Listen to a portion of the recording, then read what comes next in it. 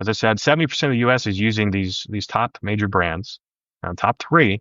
And what's really interesting is we're finding as we've investigated these systems, um, just some numbers because it's really hard to kind of look at.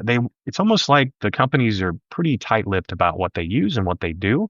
Oh, sure. They label it under proprietary knowledge, or I own the The tech, so you IP, can't know. yeah. Yeah, it's a black box is really what it is.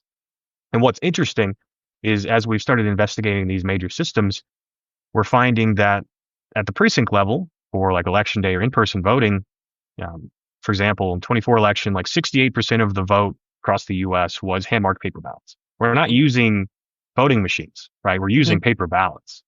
And the other two was like 22% was like machine-marked paper ballots and maybe voting machines. What's interesting is even those, right? Even the hand-marked paper ballots, nearly 100% of all the votes cast in 24 were counted by a machine, a Mm, optical scanner, a tabulation, a vote counting computer. And mm, people don't realize that. And so mhm. that's really important is that all of our votes are being counted by these systems and these machines.